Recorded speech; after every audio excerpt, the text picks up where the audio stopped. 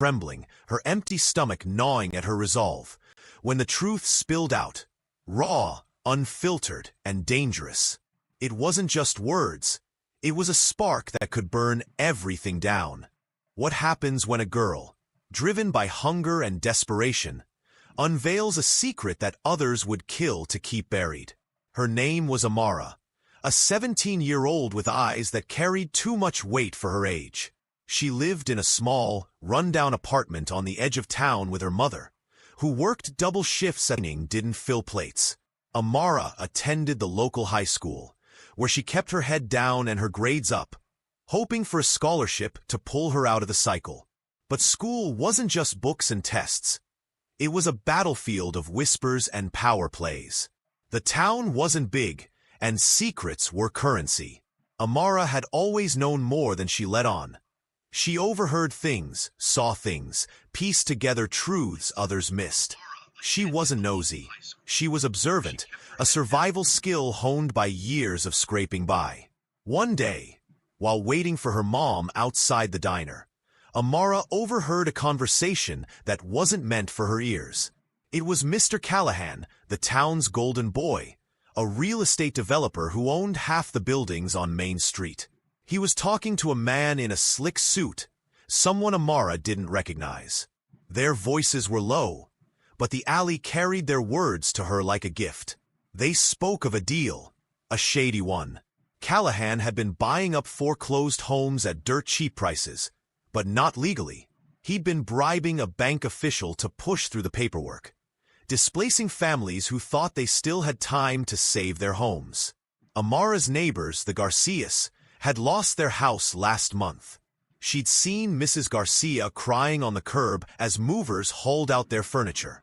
Amara's heart raced as she processed what she'd heard. This wasn't just gossip. It was a bombshell. Callahan's empire was built on lies, and people like her mom were paying the price. She wanted to run, to pretend she hadn't heard anything, but her stomach growled, a sharp reminder of her reality. Hunger has a way of sharpening choices, stripping away fear. She couldn't unhear it, and she couldn't ignore it. For days, Amara wrestled with what to do. Telling someone could ruin Callahan, but it could also ruin her. He wasn't just rich. He was powerful, with friends in high places, cops, judges, even the mayor. Her mom's job at the diner depended on Callahan's goodwill. He owned the building. But every time Amara looked at her mom's exhausted face or felt the hollow ache in her own gut, she knew silence wasn't an option. The truth was a weight, and she was tired of carrying it alone. She started small, testing the waters. She told her best friend, Lila, about what she'd heard. Lila's eyes widened, but she urged Amara to stay quiet. "You can't take on Callahan," she said. "He'll crush you." But Amara wasn't so sure. She'd seen how secrets festered, how they kept people like her trapped. She wasn't just hungry for food. She was hungry for justice, for a chance to tip the scales. Amara began digging. She used the school library's computer to search public records, piecing together property sales and bank transactions. It wasn't easy. Her head spun with legal terms, but she was relentless. She found patterns.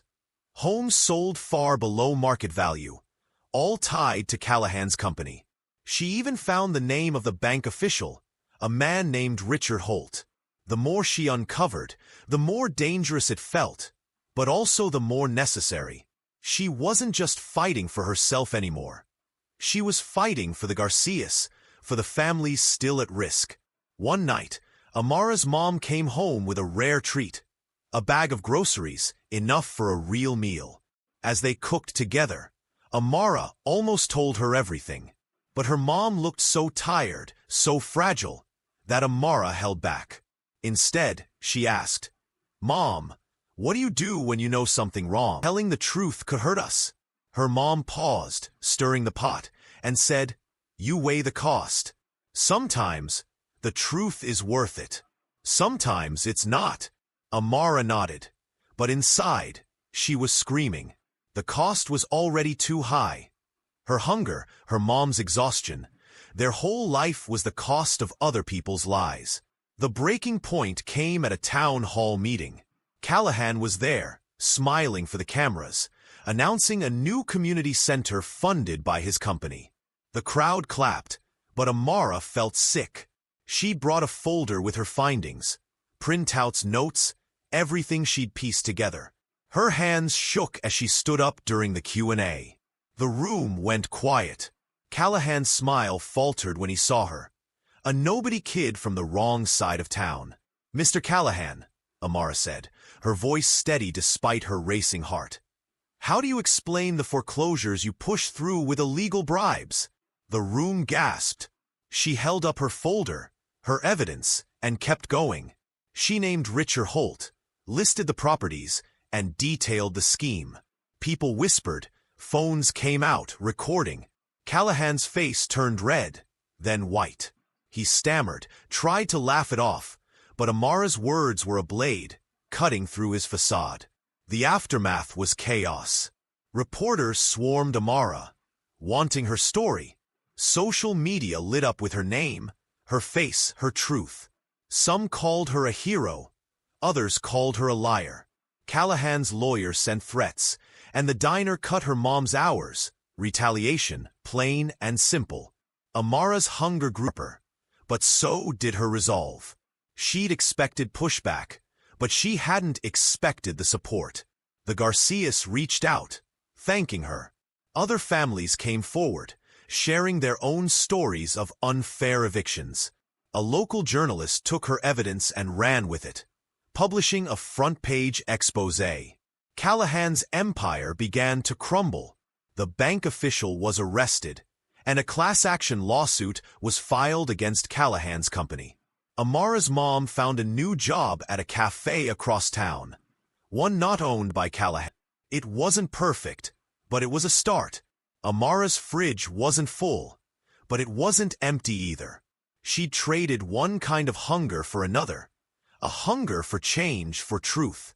Months later, Amara sat in her scholarship interview, her folder of evidence now a symbol of her courage. The interviewer asked why she'd risked so much. Amara thought of her mom, the Garcias, the ache in her stomach that had pushed her to speak. "Because the truth matters," she said. "Even when it's hard.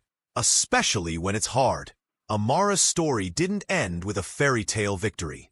Callahan still had money, still had power, but the town was different now. People talked openly about the foreclosures, about the system that let men like Callahan thrive. Amara had sparked something bigger than herself. Her hunger had driven her to act, and her truth had set something free. Not just for her, but for everyone who'd been silenced. She wasn't just a girl anymore. She was a voice, one that wouldn't be ignored. Her empty stomach gnawing at her resolve, when the truth spilled out, raw, unfiltered, and dangerous. It wasn't just words. It was a spark that could burn everything down. What happens when a girl, driven by hunger and desperation, unveils a secret that others would kill to keep buried? Her name was Amara, a 17-year-old with eyes that carried too much weight for her age. She lived in a small, run-down apartment on the edge of town with her mother, who worked double shifts at the diner just to keep the lights on. Food was scarce, and the fridge was often a bleak reminder of their reality. A half-empty jar of mustard, a wilted carrot, maybe a slice of bread if they were lucky. Amara's hunger wasn't just physical. It was a deep, aching need for something better, something fair. She wasn't one to complain, though. She'd learned